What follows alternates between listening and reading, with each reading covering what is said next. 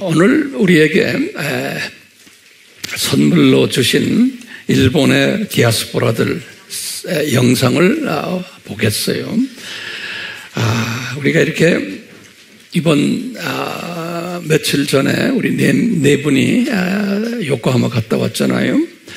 23명이 참석하셨는데 일본 선교사들이 대부분이 여자분들이 이 일본 선교사님들을 한 군데 이렇게 모아서 우리 아미 공부를 하도록 한 자리에 모아놓는 것은 이건 기적이에요. 기적. 우리나라 분들 모이지 않아요. 특히 선교사라고 하는 분들은 다 각자 뛰지요. 다른 신학교 출신들, 다른 배경, 다른 교회 출신들이기 때문에 서로가 보이지 않는 이상한 이야기입니다. 갈등이라고 그럴까요? 갈등이 아니에요. 좀 견제하고 이런 것들이 있어요. 참 죄성들이 있어요. 그런 죄성들이 목사들, 전교사들 사이에서 그래 모이질 않아요. 같은 교단끼리도 잘 안 모여요. 그런데 20몇 명이 이렇게 모였다는 것은 이건 기적이 아니요. 이건 기적이요. 그것도 조그마한 우리 AMI라는 이름 없는 이 팀에 의해서 우리의 초청을 통해서 또 우리가 지금 전하려고 하는 이 말씀을 배우기 위해서 모인다는 것은 기적이요. 그러니까 주님께서 이 기적을 우리에게 베풀어 주셨어요. 이제 이 기적의 장면을 우리 화면으로 한번 봅시다. 이 요코하마에서 이제 호텔을 우리가 빌려가지고 거기에서 지금 이렇게 세미나하는 이야기예요. 아미 바이블 아카데미 연수회라 그래? 저 한문? 예. 그래서 이제 우리 김학근 목사님, 선교사님 수고가 대단했어요.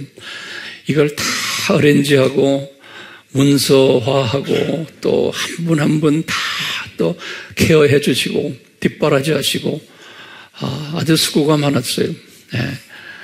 여기 우리 이정미 전도사님이 이 아바의 중요성에 대해서 지금 설명하시는 장면이, 그리고 이제 같이 기도하는 장면이고 같은 장면이고요. 여기 이제 강의를 이게 지금 제가 기독론 강의한 것을 그 첫날에 같이 공부를 했던 모양이에요. 그래서 하고 이제 단체 사진 이렇게 있어요. 다 됐어요? 또 있어요? 예. 그리고는 이제 아바 공부를 하겠다고 이제 신청하는 장면이, 그래서 신청서에 지금 사인을 하는 그런 장면. 예. 거기에 대해서 이제 브리핑 해주고 우리 팀들이 이게 신청서 작성하는 기적이에요. 정말 기적이. 예. 여기에 우리 팀들이 지금 가르쳐주는 장면이. 예. 그리고 이게 뭐예요? 일본 선교의 현장을 향하여 이 요코하마가 우리 같으면 인천 같은 곳이죠. 그 미국의 선교사들이 또는 유럽의 선교사들이 배를 타고 도착하는 도시가 요코하마예요. 또 우리나라에 오셨던 선교사들도 요코하마에 다 도착해서 거기에서 이제 이쪽으로 이제 왔는데 그 도시가 요코하마인데 그 요코하마에 그 교회들 오리지널 첫 교회들이 있는데 거기를 지금 이 팀들이 지금 방문하는 장면 같아요. 네. 비가 왔네요. 이렇게 이 단체 사진을 제가 이렇게 딱 보면서요, 주님이 우리에게 주신 선물들이구나. 그냥 모인 분들이 아니에요. 일본의 생명을 바치기 위해서 건너간 미셔너리 여종들이에요. 그냥 여자들이 아니에요. 저분들 보통 여자들이 아니에요. 생명 바쳐서 일본 땅에 간 분들인데 저런 분들을 주님이 모아서 우리 보고 아미야 저분들 섬겨라. 그러니까 우리가 섬겨야죠. 네, 이게 아마 그 첫 교회들 그런 오리지널 교회 장면 같아요. 네, 거기 글 써 있으니까 알아서 보세요. 네. 네.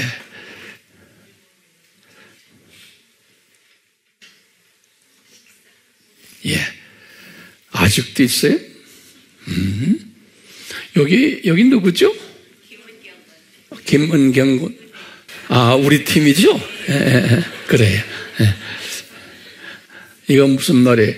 황 목사님과 아미센터, 모든 성도님들의 기도와 협력과 동력으로 성공적인 세미나였습니다. 세미나를 통해 열매 맺음이 있어 진심으로 감사드립니다. 모든 영광 오직 예수님께 드립니다. 아멘. 아멘. 예, 주님께 정말 감사드려요. 이제 시작이에요. 우리 일본산 교회의 시작이. 오늘은 부활절이죠. 예, 오늘은 부활절인데요. 오늘 빌립보서 강해에서 그 유명한 예수님의 모델, 죽음, 부활, 그리고 영광, 이 모델이 숨겨 있는 성경 구절, 우리 빌립보서 2장 5절에서 11절의 말씀이에요. 이 모델이 다른 말로 표현하면은 부활절 모델이라 하고 우리가 말을 바꿔도 똑같은 의미가 그 속에 담겨져 있어요. 이 모델 속에. 그래서 오늘 부활절 메시지와 이 모델과 연관해서 같이 말씀을 나누려고 그래요. 우리가 지난 시간에 이런 질문을 던졌어요. 우리가 일본 선교사들, 징검다리들을 어떻게 섬겨야 하는가라는 질문을 던지고 거기에 대한 답을 우리가 찾아내려고 시도했어요. 그러면서 우리가 답을 어떻게 찾았냐면요. 일본 징검다리들이 그리스도를 매그니파이, 돋보기로 크게 하는 거예요. 그리스도를 매그니파이 할 수 있도록 우리가 최선을 다해서 도와드리는 사명이에요. 일본 징검다리들이 그런 징검다리들이 되도록. 그래서 이 사람들이 매그니파이가 되기 어느 정도 되면은 다음 단계로 이분들을 통해서 일본 크리스천들이, 예정된 하나님의 자녀들이 그리스도를 또 매그니파이 할 수 있게, 그렇게 할 수 있도록 우리가 이분들을, 우리 디앗 징검다리들을, 사진에 나온 이분들의 우리가 도와드리는 거예요. 네. 도와드리는 거예요. 그러면 황 목사님 어떻게 도와드려야 됩니까? 라고 또 한번 질문을 던져요. 그럼 여러분들 뭐라고 대답하시겠어요? 우리가 어떻게 이분들을 도와드려야 돼요? 바울이 빌립보서에서 분명히 우리에게 지적해 주셨어요. 뭐냐? 지식을 풍성하게 도와드리라는 거예요. 지식을. 그래서 이 지식을 풍성해서 뭐냐? 영어로 어떻게 했어요? abound, more and more. 그러니까 지식이 어느 레벨에서 끝나는 게 아니고 우리 예수님에 관한, 삼위 하나님에 관한 지식, 하나님 나라에 관한 지식은 엄청나게 크기 때문에 이것을 조금씩 계속 풍성하게 도와드리라는 거예요. 그래서 우리 지식을 헬라말로 그냥 그노시스가 아니고 에피그노시스, 우리 기억나시죠? 에피그노시, 힘쓰라는 게 아주 열심히, 영어로는 diligently, 부지런하게 지식을 집어넣어 주라는 거예요. 그러면 우리 질문 있어요? 그러면 지식이란 뭡니까? 그러면 뭐예요? 우리 말했죠? 구체적으로 삼위일체론과 기독론에 대한 지식이에요. 그 다음에는 또 하나님 나라에 대한 지식이에요. 여기에 대한 구체적인 지식은 우리가 다 공부했지만 이번에 제가 신간으로 쓴 이 세상이 무엇인가 그 속에 다 들어있어요. 그리고 세 번째는 우리가 지금 종말 시대에 살고 있기 때문에 종말론이란 무엇인가, 이 종말론의 내학설들, 이것이 무엇인가, 그리고 이것이 어떻게 우리의 지금 삶을 지배하고 있는가, 요거에 관한 이 세 부분, 기독론, 삼위일체론 한 부분, 하나님 나라론, 또 종말론, 최소한 이제 이 세 부분이 이제 5월 달에는 제가 산상수훈에 대해서 이제 이분들을 이제 나누려고 그래요. 산상수훈은 성결론이에요. 성결론. 그럴 때 이거 다 모든 것이 뭐냐면 작은 책들이다. 요한이 표현한 것 보면요. 이 작은 책들이라고 우리가 볼 수 있고, 우리식으로 말하면은 아바 공부예요. 아바 공부. 우리식으로 말하면. 이렇게 해서 이것을 이렇게 나눠주는 이 일들을 지식을 풍성케 하는 것이다 라고 우리가 한번 정리해 봤어요. 그러면 이분들이 이 지식에 점점 풍성해지면 어떤 열매들이 맺힐까요? 바울이 한 말이에요. 빌립보서 1장 9절에 뭐라고 그랬냐면 10절부터 11절, 12절까지 다 말해요. 그러면요, 이 지식으로 조금씩 풍성해지면 이것이 무슨 말인가 하면, 지식으로 풍성해진다는 것은 예수 그리스도를 매그니파이 하는 거나 똑같아요. 이 속에 예수님이 다 숨겨져 있거든요. 그래서 예수 그리스도를 매그니파이 한다는 말이 소위 말하면 지식으로 풍성해지고 풍성해지는 거예요. 그럼 예수님 공부하는 거죠. 이렇게 되면은 바울이 1장 10절에 그랬어요. 너희들에게 이 시대 분별력을 갖게 된다는 거예요. 분별력. 영어로는 spiritual discernment라고 그래요. 영어, 가끔 여러분들 이 영어가 필요해요. 이 discerning spirit이, 다시 말하면 분별력을 가지게 돼요. 다시 말하면 영성이 높아지고 넓어지고 깊어지고 길어지고, 영성이. 그러면서 의의 열매가 맺히게 된다 그랬어요. 그렇게 하면은 11절에 그랬어요.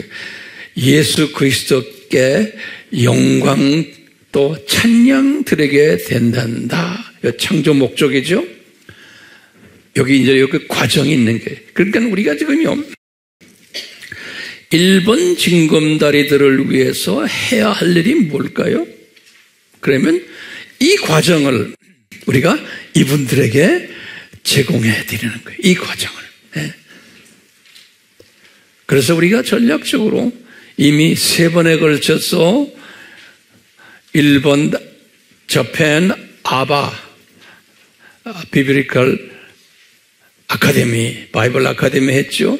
그래서 우리가 영상을 만들어 놓고 또 그걸 문서화하고 이게 다 한 거예요.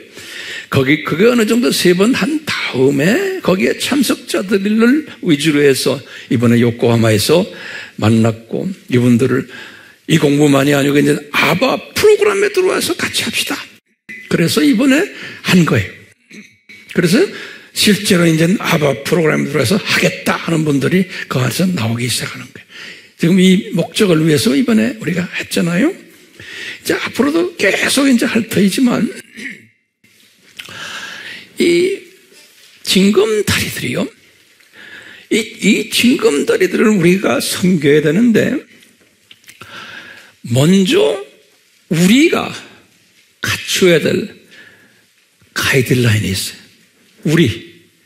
AMI, 한국 AMI가 이 일본 징검다리들을 섬기려면은 우리가 반드시 지켜야 하는 가이드라인들이 있어요. 예. 거기에 바울이 우리 지난 시간에 가르쳐 줬어요. 가르쳐 주셨는데 2장 3절에 그랬어요. 너희들 아미 형제 자매들이요, 이 일을 할 때 절대로 니네들끼리 질투하면서 하지 말아라 그랬어요. 이거 잊지 마세요. 이제 누가 좀 앞장서서 하거나 좀 이렇게 먼저 좀 이러면 뒤에 꼭 질투하는 사람들이 있어요. 근데 이 질투심을 가지고서 뒤에서 앉아서 있는 사람은 회개하셔야 돼요. 왜요? 성령님이 바울에게 가르쳐 줬어요. 빌립보 교인들에게 이 일을 할 때 절대로 질투심을 가지지 말아라. 이거 잊지 마세요. 그러니까 질투심 가질 조금이라도 있으면 빨리 털어버리세요. 그러면 그분에게는 은혜가 없어요. 우리는 질투 속에서 살고 있는 사람들이기 때문에 조금만 누가 나보다 좀 앞장서거나 조금 떨려 그러면 그냥 씹는 사람들이 있게 돼 있어요. 그 씹는 이빨을 다 뽑아버리고 혓바닥 다 뽑아버려야 돼요. 여기에서 우리가 자유를 가져야 돼요. 내가 이렇게 쳐다보고 있어요.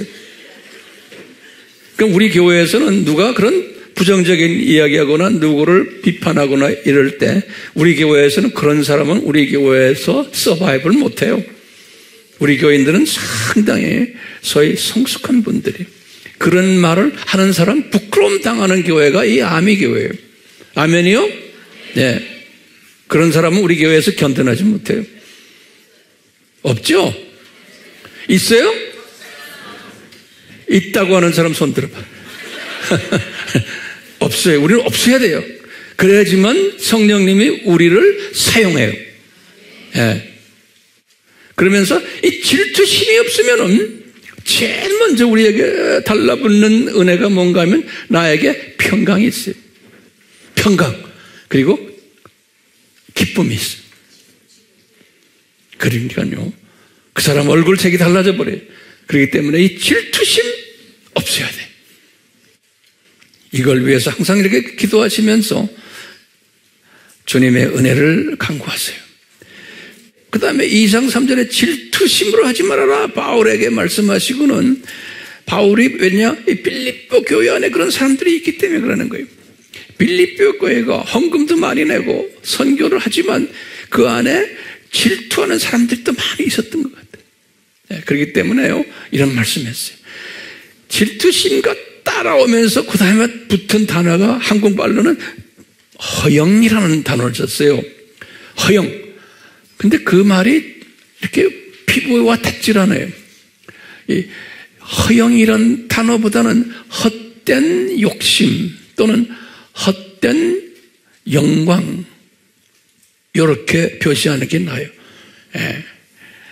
이 영어로는 vain glory 그랬어요. vain, V-A-I-N, V-A-I-N. 그럼 vain이란 말은 헛되다는 거죠.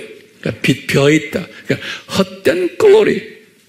이 말은 뭐냐면 질투심을 가지고 있으면서 거기에서 파생되는 그 행동이 뭐냐면 자기 중심이에요. 내가 인정받고 내가 영광받고 다 나 이런 사람들로 연결이 돼요.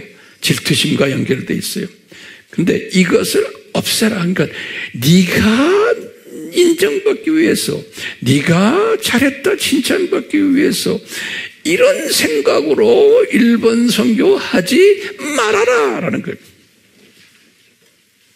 우리 반복합시다. 어떻게 선교해야 돼요? 처음에 하지 말아라가 뭐예요? 질투하지 맙시다. 아멘. 그 다음에 뭐예요? 네 영광 찾지 맙시다. 내가 인정받기 받으려고 그런 사람들은 뭐예요? 지 고집이 있고요.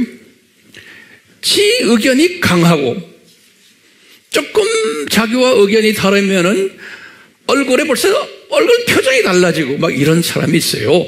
그런 사람은 이 사역 할 수 있어요, 없어요? 못해요. 그런 사람은 아무리 이 사역을 해도 주님 앞에 기억됨이 없는 거예요. 네. 제가 좀 너무 심한 말 했어요? 내 말이 아니에요. 지금 성경에 지금 써 있는. 그렇기 때문에 우리는 다, 그 다음에 바울이 그랬어요. 이런 사람은 겸손한 마음으로 한다 그랬어요. 왜? 이 겸손이라는 말은 내가 이런 일본 징검다리를 섬길 수 있는 자격이 안 되는데 예수님이 나를 사용하시는구나 라는 그 고마운 마음, 그게 겸손한 마음. 예, 그런 사람을 이렇게 딱 보면 알아요. 그렇기 때문에 바울이 이런 말씀을 했어요. 니네들이 이 선교 일을 할 때, 특히 우리는 지금 이 징검다리를 섬길 때 겸손하게 하는데 그걸 구체적으로 말했어요. 먼저 너를 점검하라 그랬어요. 네. 이 너를 점검하라. 그러면 저는 항상 그래. 나를 점검해요. 이제 보면요, 예수님께서 마태복음 7장 1절에서 5절에 이 팔복의 그 사람이 아닌 사람은 어떤 모습인가를 우리가 산상수훈 공부를 할 때 공부했어요. 뭐냐? 항상 보면요, 자기 눈에 들보가 있는데 자기 눈에 들보는 보지 못하고, 그러니까 자기 자신의 성품적 문제도 있고 자기도 여러 가지로 별로 그런 사람인데 항상 다른 사람은 그 보니까 티눈이 있는 사람이야. 그러니까 괜찮은 사람이에요. 근데 그 괜찮은 사람을 자꾸 비난하는 거예요. 예수님이 그랬어요. 자기 눈에 있는 들보, 큰 들보 있어. 이게 보이지도 못하는 눈을, 시각을 가리는. 그런데 지가 보는 체하고는, 아는 체하고는 아주 영성이 밝은 티는 밖에 없는 눈에 이 사람을 자꾸 비평한다는 거예요. 예. 이런 사람이. 그러니까 그런 사람이 안 되려면은 항상 나를 점검해야 돼. 내가 들보가 있는 사람인데 항상 그런 겸손한 사람이에요. 그러니까 주변에 있는 사람들, 나보다 나은 사람들이 항상 그분들을 인정해주는 연습을 하는 사람, 그 사람을 겸손한 사람이라 그랬어요. 그러니까 우리가 지금 이 징검다리들을 섬기려면은 아주 중요한 요건들이 있어요. 가이드라인들이. 첫 번째가 뭐예요? 우리 스스로가 제일 먼저 질투심 없어야 된다는 거예요. 이게 하루아침에 없어지지는 않지만 여기에서 자유를 느껴야 돼요. 그리고 두 번째는 뭐냐? 뭐예요? 헛된 영광을 찾지 말라는 거예요. 자기 욕심 부리고 자기 뜻을 이루고 내가 강한 사람들, 이런 거 하지 말고 항상 겸손하게 자기를 항상 점검하라는 거예요. 이 세 가지 잊지 마세요. 그러면서 바울이 거기에다 또 토시를 하나 다셨어요. 뭐냐면, 그러면서 이 아미 친구들아, 너희들 한 마음을 가져라 그랬어요. 그러니까 한 마음, 한 생각을 가져라. 이것이 우리가 일본 징검다리를 향해서 갖춰야 될 우리의 책임이에요. 그냥 우리가 선교한다 아니에요. 이것이 갖춰지지 않으면 우리가 선교하는 이것이 주님 나라에 가면은 기억도 안 돼요. 주님이 너 일본 선교했지? 네 좋아서 했잖아 이놈아. 내 영광을 위해서 하지 않고. 이런 말씀해요. 그렇죠? 이것이 황 목사인 저에게도 해당이 돼요. 그러니까 저도 항상 조심해야 돼요. 제가 뜨면 안 되고, 제가 유명해지면 안 되고, 또 내가 질투심 가지면 안 되고, 이제 이런 모습들이 되면은 은혜와 평강이 항상 이렇게 우리 몸에 이렇게 스며들게 돼 있어요. 은혜와 평강이. 그래서 제가 이렇게 말씀드리는 것은 저부터 시작해서 우리 모두가 다 지금 일본 선교를 좀 한다고 우리가 지금 깃발 들었잖아요. 그러려면 이 부분에서 우리가 한꺼번에는 다 안 되지만 최소한 우리가 어떤 태도로 일본 선교를 해야 되겠다는 가이드라인은 항상 가지고 있어야 돼. 잊지 마시고. 그러면서 우리가 조금씩 발전된다고 저는 보고 있어요. 많이 우리는 발전됐어요. 이 그룹은 제가 볼 때는 이게 찾아보기 힘든 그룹이에요. 우리 AMI 그룹은. 어디 가나 저는 자랑해요. 우리 한번 다시 비교해 봅시다. 뭐죠? 옆 사람하고 좀 같이 한번 나눠보실까요? 이 네 가지. 첫 번째, 질투. 두 번째, 허영. 세 번째는 겸손. 그죠? 겸손. 그 다음에 네 번째는 한 마음. 순서가 그래. 한 마음. 그러다 보면 한 마음, 한 비전이 되는 거예요. 감사한 것은 우리 AMI 팀들이 여기까지 다 왔어요. 한 마음들이. 너무나 감사해요. 우리 교회 장로님들, 권사님들, 또 우리 스태프들 다 보면 한 마음에. 한 사람도 딴소리 하는 사람 없어요. 그러니까 저는 목회자로서 너무나 감사한 거예요. 자, 우리가 이런 사람이 돼야 되는데 지금 되고 있잖아요. 이 모습을 그대로 누구한테 전수시키는 거예요? 이 디아스포라들에게 전수시키는 거예요. 그러니까 우리가 이렇게 되는 목적은 우리가 섬기는 이 디아스포라들이 우리를 딱 보고는 이 사람들 성경적인 사람들이구나. 우리가 보여줘야 되는 거예요. 그게 우리 사명이에요. 이것이 우리 디아스포라를 섬기는 아주 중요한, 우리가 이 지식을 전하기 전에 우리가 누구라는 것을 전해주는 거예요. 그러면 우리를 통해서 이분들이 우리가 전하는 지식을 그대로 받아먹게 돼 있어요. 자동적으로.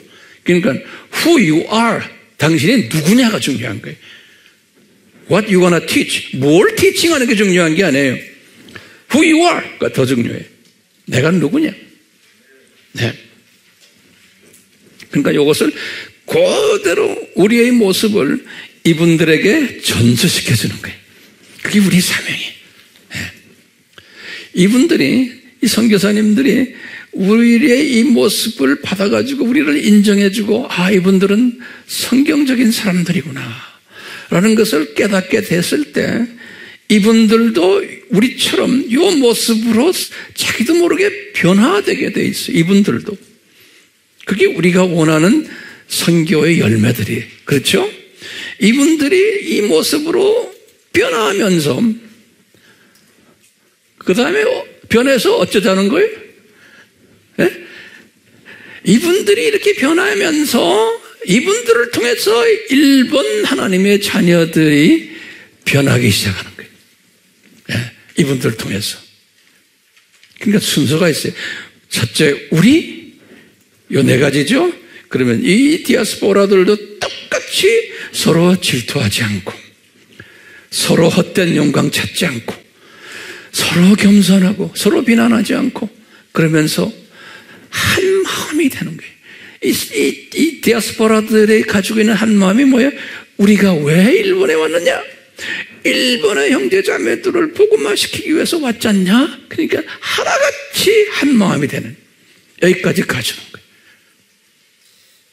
그런데 이것이 누구를 통해서 우리가 이분들이 이렇게 발전될 수 있겠어요? 우리를 통해서. 우리를 통해서. 그러니까 우리가 먼저 이런 사람이 돼야 되고, 우리 선교할 때마다, 이분들을 볼 때마다, 이분들을 우리가 만날 때마다 이 네 가지의 모습을 우리가 이분들에게 이게 보여줘야 되는 거예요. 영어로는 reflection 한다고 그러죠. 반영시키는 거예요. 그럼 이분들이 그냥 보고도 그대로 우리의 빛을 받는 거예요. 받아서 어쩌자는 거예요? 이분들도 이렇게 변한 다음에 그분들이 받은 이것을 일본 형제 자매들에게 고스란히 넘겨줘. 그게 선교인 거예요. 성경적인 선교. 바울에게 말씀하시는, 오케이? 요 스타일이 오늘 이 본문에서 나오는 예수님의 마음이 요 스타일이 예수님의 마음. 그런데요, 우리가 아무리 하려고 노력을 해도 이런 스타일의 사람이 되려고 해야 돼요. 그게 사람의 노력으로 되겠어요? 저는 인생 살다 보니까요, 사람의 노력은 한계가 있음을 제가 깨달았어요. 안 돼요. 그러니까 뭐가 필요해요? 예수 그리스도의 은혜가 필요한 거예요. 그래서 바울은 항상 말하는 거예요. 이분의 편지에서 항상 말하는 게 시작이 예수 그리스도의 은혜가 너희들에게 임할지니라. 그리고 이제 서신을 끝날 때 또 예수 그리스도의 은혜가 임할지니라. 바울이 깨달은 거거든요. 그러니까 자기 실력으로 안 된다는 거예요. 이렇게 살아라 말 다 하시고는 너는 은혜가 필요하다 그러는 거예요. 저는 이걸 깊이 깨달았어요. 그래서 황 목사야, 너도 은혜가 필요하다. 우리 하미 팀들이요, 우리도 이 은혜가 필요하다는 거예요. 이 은혜 없이는 우리가 선교한다고 하면서 자기도 모르게 우리 자랑으로 끝내버려요. 네. 그리고 남을 정죄해요. 왜 너희는 못하냐고. 이것은 헛짓한 거. 그렇기 때문에 은혜가 임하도록. 그러니까요, 잊지 마세요. 우리의 기도는요, 우리가 이 예수 그리스도의 은혜가 필요하다는 걸 항상 강조하시고, 그럼 겸손해지는 거예요. 그러니까 내가 내 힘으로 되는 게 아니다, 이거. 지금 네 가지도 이 내 힘으로 되는 게 아니다. 그러면서 징검다리들이요, 당신들도 당신들의 힘으로 되는 게 아니야. 여러분들, 예수 그리스도의 은혜가 여러분들에게 필요해라는 것을 보여주는 거예요. 그리고 가이드해 주는 거예요. 당신들 실력으로 안 된다는 것을, 그러려면 우리가 먼저 이 은혜를 체험하고 우리가 이 은혜를 저분들에게, 여러분들 은혜가 절대적으로 필요해. 그래서 이분들도 우리에게 그걸 배워가지고 은혜를 고백하는 분들이 되도록, 많은 분들이 지금 그런 생각을 하고 계시지만 우리가 이분들을 가르친다는 그 자체가 좀 우리에게는 좀 부담스럽지만 선교사로 나간 분들이기 때문에 이분들은 이런 걸 다 경험하고 있는 분들이, 그러니까 조금씩 그냥 밀어주는 거예요. 우리가 이분들을요, 평신도들이 아니잖아요. 그것도 1, 2년도 아니고 선교사로 목숨 바치고 나간 사람들인데 우리가 이분들을 조금이라도 예수 그리스도의 은혜 안에 들어오도록 조금 도와주는데, 우리가 어떻게 도와줘요? 우리가 이 은혜 속에 들어왔다는 것을 체험하고 이것을 고백하면서 보여줘야 되는 거예요. 그래야 이분들이 우리 그 가르침에 이분들이 그래도 같이 해줘요. 그래서 이분들이 그 은혜를 이야기할 때 그것을 일본 사람들에게까지 넘겨줘야 해요. 근데 일본 사람들은 이 은혜 신학이 굉장히 약하잖아요. 이분들은 소위 알메니언주의, 자기가 선하게 노력해야 된다, 내가 해야 된다는 게 강한 사람들 아니에요. 그렇기 때문에 이 은혜 신학을 일본 분들에게 넘겨주기 위해서는 엄청난 도전이 우리 앞에 지금 있어요. 일본 선교가 간단하지 않아요. 네. 주님이 이제 이끄실 거예요. 자, 바울이 이 말씀을 이제 빌립보서 1장에서 끝내시고는 2장 시작해서 1절에서부터 4절까지, 2장 1절에서 4절까지 하시고는 바울이 갑자기 예수님의 모델 말씀을 하시는 거예요. 이 말이 뭐냐면요, 예수님의 모델 말씀 하시기 전에 바울의 그 중요한 포인트가 뭐였어요? 얘들아, 너희들 지식으로 풍성해지고 더 커지고 커져라 그랬잖아요. 그 말 기억나시죠? 그래서 이 지식으로, 그 말은 뭐냐면 예수님을 매그니파이 하는 일에 최선을 다해라. 그래서 이제 우리는 여러 가지 과목도 있죠. 기독론, 삼위일체론, 하나님 나라론, 종말론이 다 지식이에요. 이 지식으로 하는데 이 지식의 총화가 뭐냐? 오늘 여기 지금 나오는 그 유명한 예수님의 모델인 거예요. 빌립보서 2장 5절에서부터 여기 11절까지예요. 11절까지. 기가 막힌 가르침. 이 지식. 우리가 바울이 지식으로 충만하라 그랬을 때 더 구체적으로 예수님의 마음으로 충만하라 그런 소리나 마찬가지예요. 다시 말하면 우리가 예수님의 모델이라고 그랬죠. 요 모델이 뭐였어요? 요 모델이 예수님의 죽으심과 플러스 부활과 그래서 영광이다. 요 모델이죠. 우리 많이 공부했죠. 요 모델. 요 모델을 깊이 넓게 길게 깨닫는 사람이 지식으로 풍성한 사람이다. 이렇게 우리가 이제 다 재해석을 하는 거예요. 그러니까 이 모델을 잘 소화하면 진짜 지식이 이 모델 속에 다 숨겨져 있네요. 이 모델 속에 제가 딱 보니까요. 그럼 이 모델 딱 보시면 그래서 너희 안에 이 마음을 품어라. 그리스도 예수의 마음이라는 거예요. 예수의 마음이. 그러면서 보시면 이 속에 엄청난 비밀들이 숨겨져 있어요. 예수님은 근본, 제가 원어로는 쓰지 않겠어요? 하나님의 본체이시다. 이 기가 막힌 말이 있어요. 여기 보세요, 여러분들. 근본은 근본이에요. 하나님이라는 단어를 썼어요. 이 하나님이라는 단어. 이 하나님이라는 단어가 뭐예요? 신약에서는 그냥 하나님이라고 그랬어요. 그 영어 성경에서는 신약에서는 뉴 테스트먼트 신약에서는 이것을 가시라고 이렇게 했잖아요. 번역이 하나님.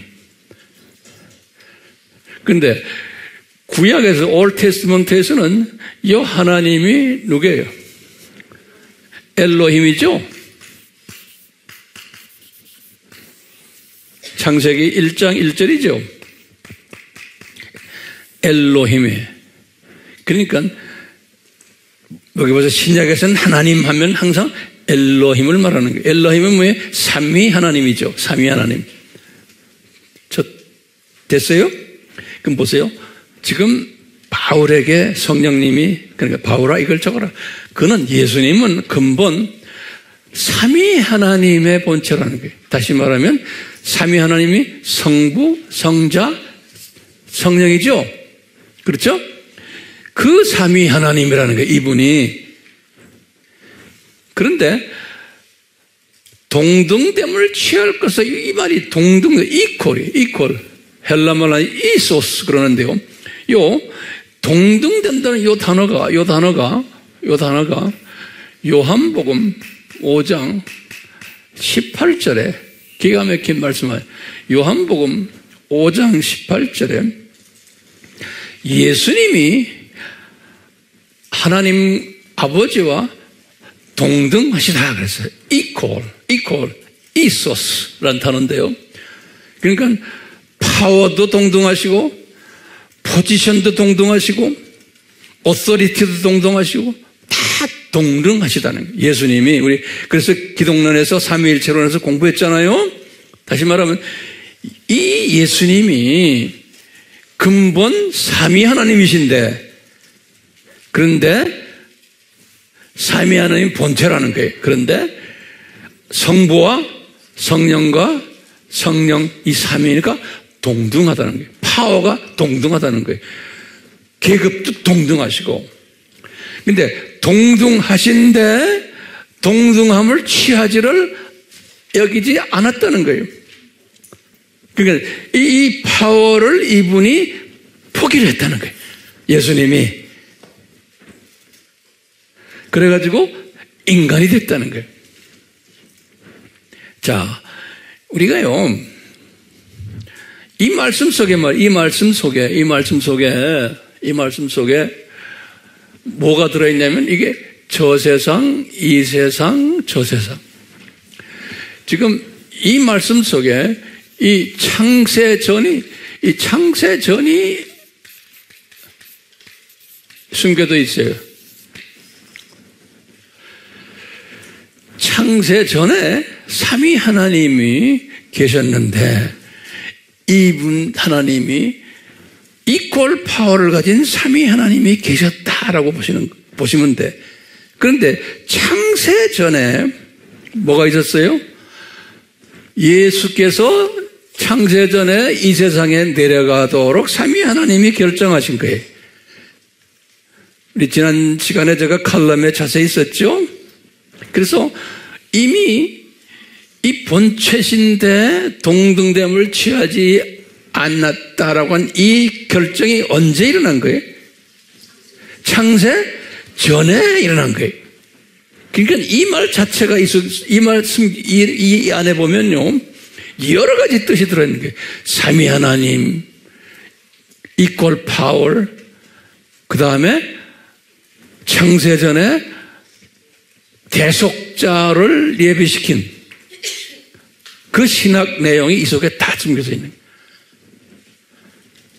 이해되세요? 예? 그래가지고 창세전에 계획했던 이 일들이 예? 뭐냐? 인간으로 내려가시는 거다는 거예요. 그래서 이분이 인간으로 내려오는 이야기예요. 그러니까 여기까지는 예수님이 100% 신이시고 여기서부터는 100% 인간이신 예수님의 모습을 지금 이야기를 하고 있어요. 여기 보면 오히려 자기를 비호할 때 이 비호라는 요 말이 헬라 말, 요 말은 제가 항상 강조하죠. 케노오 그래요. 요거는 케노오 그래요. 요렇게 요건 알아두세요. 요거를 영어 성경에서는 어떻게 번역했냐면 empty라고 그랬어요. empty. 영어 성경에는 empty란 말이 뭐예요? 비워버렸다는 소리, 비워버렸다는 거예요. 그러니까 이 예수님께서 오히려 자기를 비웠다는 게 뭘 비웠어요? 이분의 신성과 삼위 하나님과의 동등이 된 이 모든 오소리티고 이 자기가 가지고 있는 모든 걸 다 비워버렸다는 거예요. 그래서요, 이제 여기에서 이제 99%를 비웠어요? 안 그러면 100%를 비웠어요? 이렇게 질문이 나오는 거예요. 그럼 우리가 기독론에서 어떻게 했어요? 100%를 비우신 거예요. 그러니까 예수님은 100% 인간이 되신 거예요. 이게 정통 신학인 거예요. 그러니까 예수님은 100% 하나님이시고 이 신성을 100% 비우셔가지고 100% 인간이 되셨다. 예. 그래서 100% 인성을 이야기해요. 그래서 인성이 됐는데 어떤 인성이 됐냐? 종으로 되고 종. 머슴이에요, 머슴. 종. 예? 아주 제일 낮은 모습으로 사람이 되었다는 거예요. 그래서 나 목수가. 예. 그래서 사람 가지사 사람과 같이 되셨고 그랬어요. 똑같이 우리처럼 됐다는 거예요. 자세한 것은 여러분들 우리 기독론에서 예수님의 인성 공부를 꼭 하시길 바라요. 이번 세미나 거기에 보면 자세하게 되어 있어요. 그걸 꼭 공부하셔야 돼요. 이거 공부 제대로 안 하면요, 여러분들 믿음이 흔들려요. 예수님의 인성 공부를 제대로 하셔야 돼요. 그래서 이제 사람의 모양으로 나타나서 자기를 낮추시고 죽기까지 했대요. 죽기까지. 여기 언제, 저 프로그램이 언제 만들어진 거예요? 창세 전에 만들어졌다는 거예요. 창세 전에. 죽기까지 복종하셨으니, 왜 복종이라는 단어를 썼어요? 영어는 submission, 그래. 복종을 했다는 거예요. 왜? 이 삼위 하나님이 인격지세요.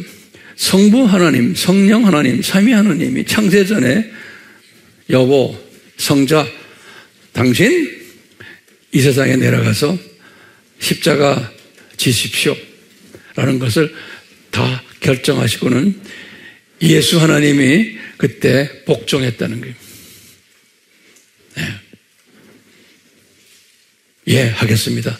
그러니까 이분은 전지하시니까 인간이 되셔가지고 얼마나 고생할 것을 다 미리 아셨어요. 아시면서도 복종했다는 거예요. 네. 그러니까 이분이 십자가, 이 고난주일 때는 엄청난 고통을 당하셨어요. 사람들에게 질타받고, 로마 군인들이 예수님을 그냥 비난하고, 춤을 뱉고, 여러 가지 일들을 하잖아요. 그 피조물들이 창조주를 그렇게 한 거예요. 그런데 예수님께서 그걸 미리 다 아셨지만 그렇게 할 것을 예수님이 복종하셨다는 거예요. 그래서 십자가에서 죽으셨다는 거예요. 이것 때문에 예수님이 이제 하늘에 있는 사람들만이 아니고 죽어서 낙원에 있는 사람들만 아니고 땅에서 살고 있는 하나님의 자녀들, 이들 예수님 이름 앞에, 그러니까 성령 이름 앞에라고 하질 않았어요. 예? 성부 앞에라고 말 안 했어요. 누구한테요? 예수님의 이름 앞에. 그러니까 우리도 저 올라가면요, 예수님께 고맙게 예수님을 항상 찬양드리는 거예요. 요한계시록을 봐도 요한이 미리 다 봤어요. 전부 어린 양께 무릎 꿇고 찬양을 해요. 왜냐하면 이 어린 양이 예수님 안에, 예수님이 성부 하나님도 인간이 안 되셨어요. 성령 하나님도 인간이 안 되셨어요. 이 엄청난 고생을 삼위 중에서 직접 사람이 되셔서 고생한 분은 예수 하나님이에요. 그렇기 때문에 이 모든 고난을 이 성부와 성령께서 당신 다 받으세요, 이렇게 된 거예요. 그러니까 예수님이 항상 고생한 보람이 있잖아요.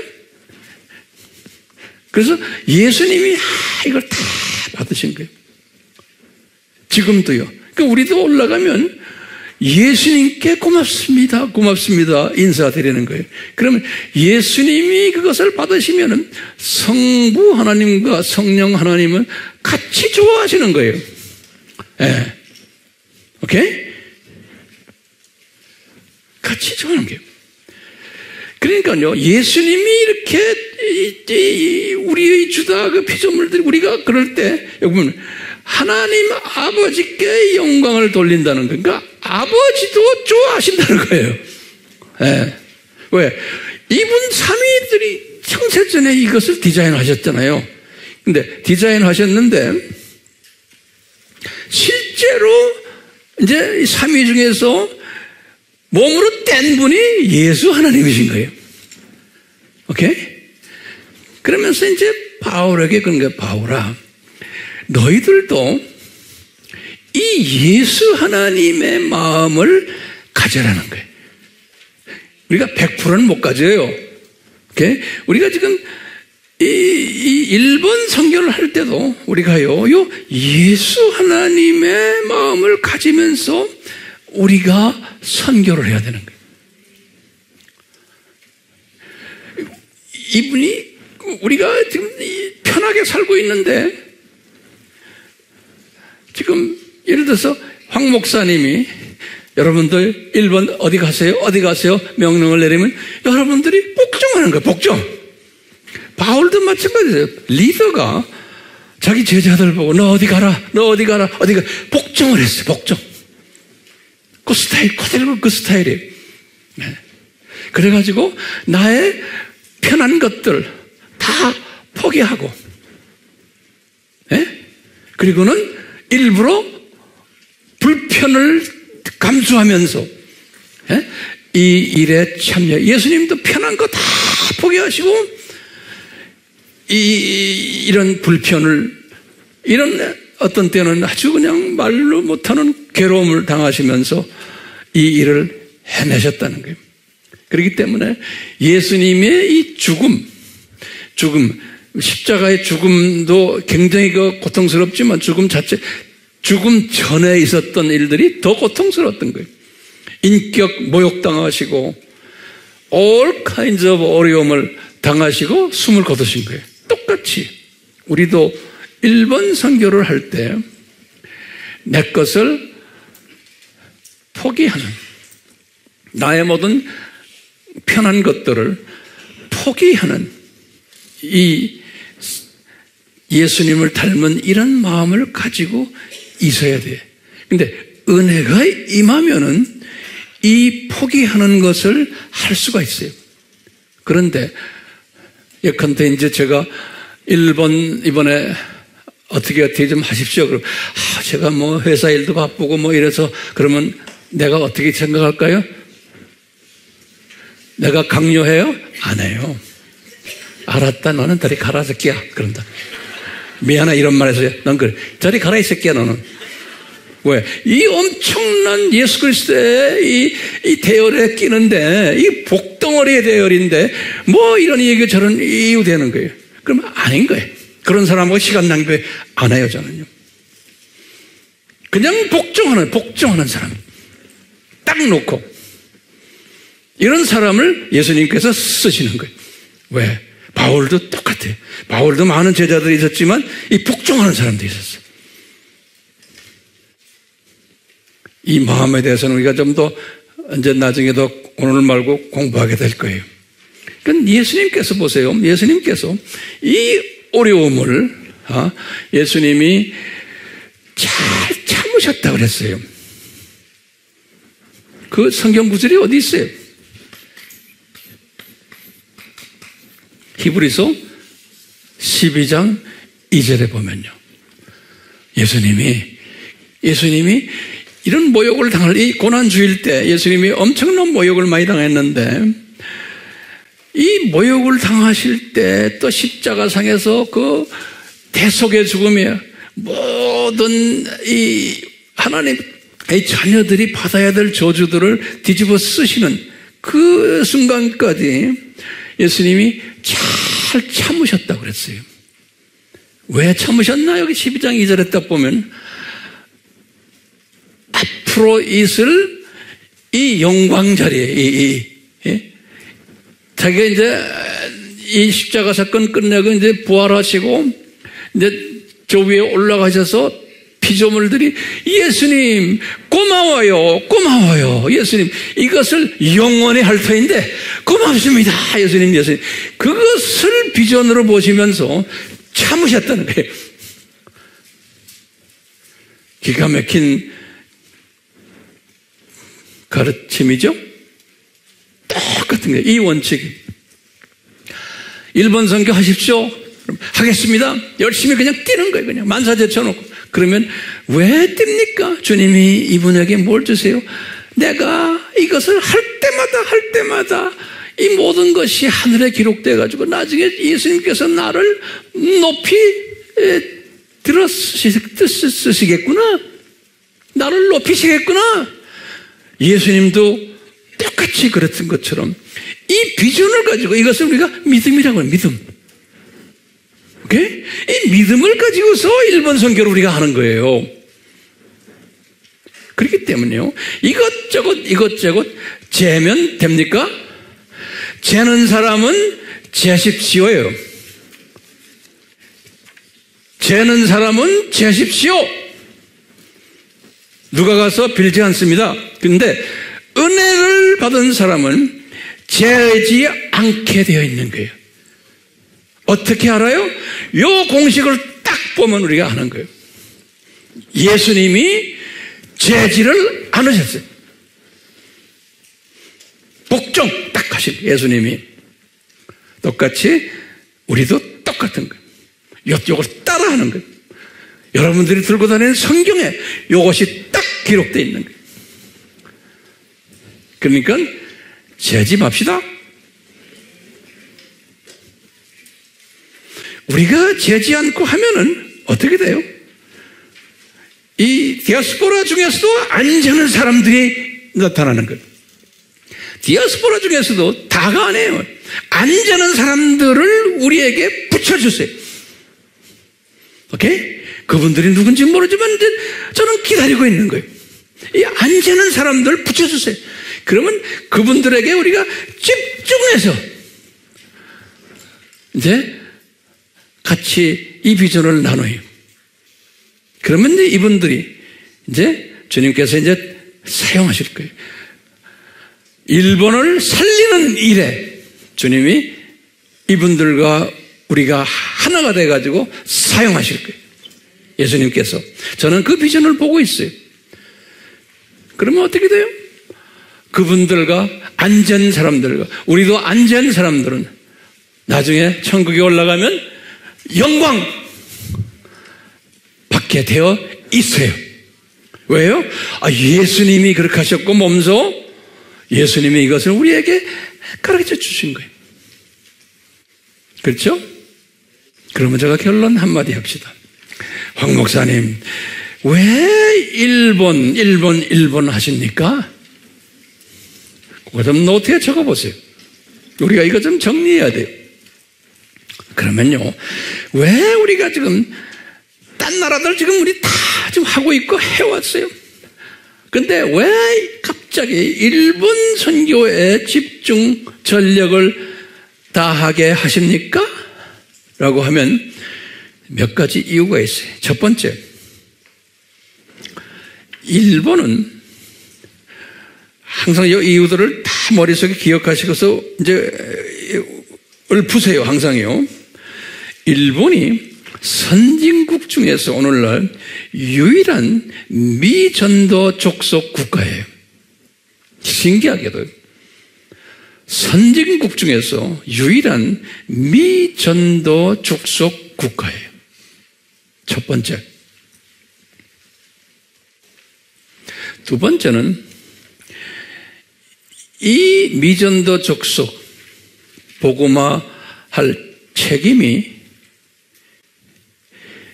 대한민국에 지어졌어요. 대한민국에. 거기다 조금만 남봐. 왜 그러냐? 미국이 지난 200년 동안 이 나라에 엄청 투자를 했어요. 미국이요. 그런데 미국의 미셔너리들 다 철수했어요. 다 포기해버렸어요. 미국 사람들 그런 거 철저해요. 안 된다. 안 된다. 엄청난 투자를 했어요. 미국이. 두 번째로 유럽도 영국을 중심으로 해서 일본에다가 엄청난 투자를 했어요. 영국. 그런데 철수했어요. 세 번째로 그러면 중국은요? 중국 사람들 선교해요? 중국 사람들은 신기하게도요. 이런데 안에 동남아 미셔너리에 중국 사람 없어요. 중국 크리스찬이 우리보다 10배 더 많아요. 숫자로는. 근데 이상하게 그 양반들은 선교사 파송을 한다 하는데 고작 해야 자기네 민족한테만 하지요. 심지어는 소수민족 그 나라에 있는 사람들에게도 잘 안 해요. 그리고 이 소수민족들은 중국 사람들을 싫어해요. 그래서 지금 우리 아미가 지금 이 중국 소수민족을 아주 전문적으로 지금 하고 있어요. 제가 이제 2주 있다가 또 어느 나라에 가서 중국의 소수민족의 크리스찬들과 지도자 소수민족만이 수십 명이 공안들 몰래 어디에 모이게 돼 있어요. 제가 거기를 또 가요. 집중해서 지금 과거 한 2년 동안 중국 소수민족만 지금 하고 있어요. 한족들이 안 해요. 그러니까 중국에 일본의 한족 미셔너리 있어요? 없어요. 그러면 지금 오늘날 일본의 미셔너리들이 제일 많은 나라가 다른 유럽 백인들은 다 철수했으니까 그 철수한 자리에 들어간 민족이 우리 민족이에요. 숫자를 우리가 가늠할 수가 없어요. 너무 많이 가서요. 네. 그렇기 때문에 분명히 이 일본 미전도 족속 복음화에는 누구에게 책임을 맡겼다라고 생각하면 돼요? 우리 대한민국 민족들이 우리예요. 거기에 다 동의하셔야 돼요. 아멘? 자, 우리밖에 없어요. 안 그러면 일본의 그 미전도 족속을 그 안에 가정교회를 세우는 일은 딴 민족이 할 수가 없게끔 지금 구조적으로 돼 있어요. 상황적으로. 게다가 물리적인 이유가 있어요. 물리적으로. 첫 번째 물리적인 이유가 뭐냐? 일본은 가장 가까운 나라예요. 이웃 나라예요. 지역적으로. 그렇죠? 두 번째는 유사한 언어를 쓰고 있어요. 물리적 이유 중에 두 번째. 세 번째는 문화적으로도 가장 비슷한 문화를 가지고 있어요. 또한 인종적으로도 비슷한 인종이 일본의 약 한 40%의 인구가 우리 조선반도에 우리 조상들의 피를 가지고 있어요. 일본 사람들. 제가 문서를 들여다보니까요. 그렇기 때문에 물리적으로 봐도 우리밖에 일본을 섬길 수가 없게끔 돼 있어요. 네 번째는요. 영적인 차원에서 봐도 몇 번째 하는 건 여러분들이 알아서 하세요. 자, 영적인 차원을 봐도요. 바로 일본에 가장 가까이 있는 이 나라가 세계에서 가장 강한 선교 그룹이에요. 미국 빼놓고. 그러니까 이런 일본 사람들도 참 복된 사람들이에요. 코앞에 선교열이 가장 강하고 선교에 그냥 열심인 민족이 코앞에 딱 있는 거예요. 그게 우리인 거예요. 또 다섯 번째로는 한국 사람들 중에서 일본 복음화를 해야 되겠다는 강렬한 그 소원을 가진 팀들이 있어요. 우리도 그 중에 하나예요. 이런 사람들이 없으면 안 되잖아요. 우리가 또 있어요.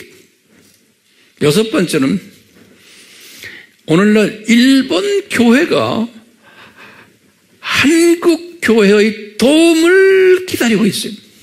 자기 스스로가 못하니까요. 마지막으로 일곱 번째는 이런 가운데 예수님께서 우리에게 지금 30여 명의 징검다리 디아스포라들을 선물로 주셨어요.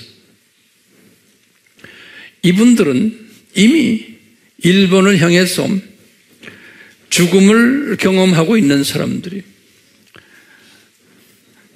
희생을 하고 있는 사람들이, 헌신을 하고 있는 사람들이, 이런 사람들을 예수님께서 우리에게 주셨어요.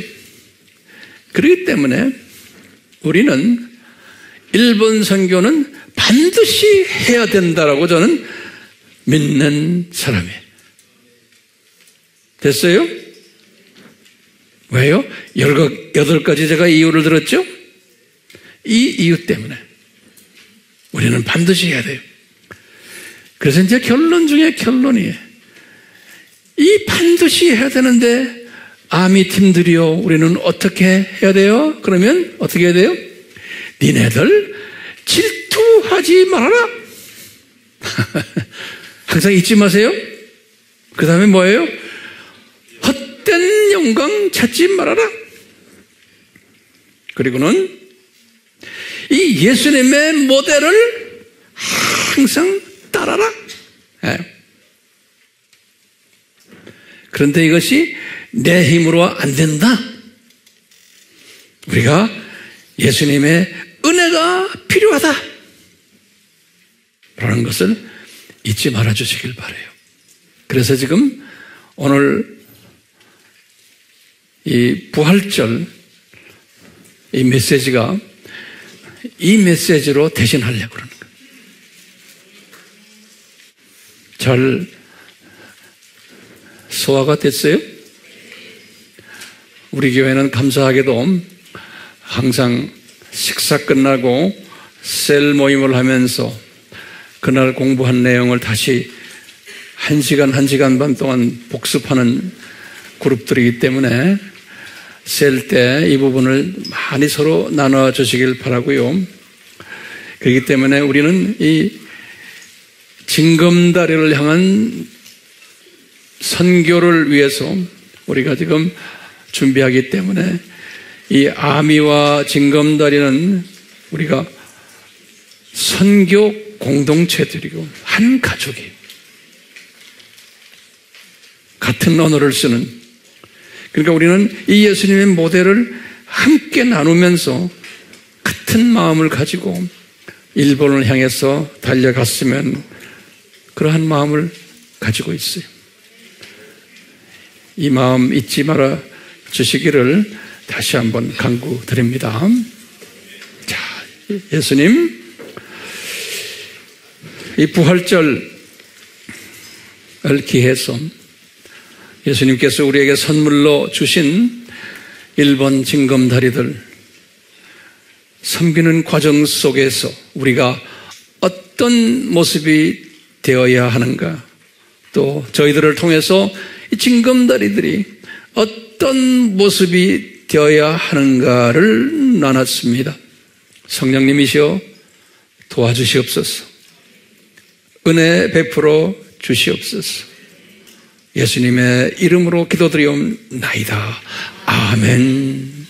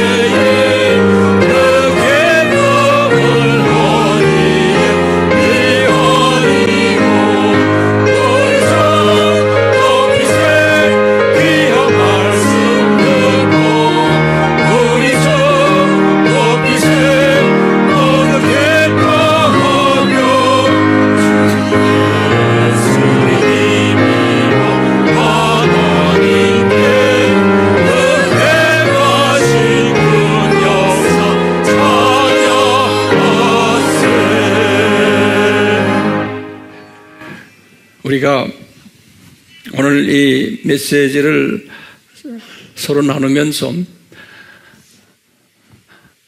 해결되지 않는 질문이 하나가 있어요. 이 질문이 뭐냐면, 왜 창세전에 삼위 하나님이 예수님의 십자가를 디자인하셨나? 그럼 뭐라고 대답하세요? 그 답이 어디에 있어요? 제가 집필한 저 세상은, 이 세상은 무엇인가? 그 안에 다 숨겨져 있어요.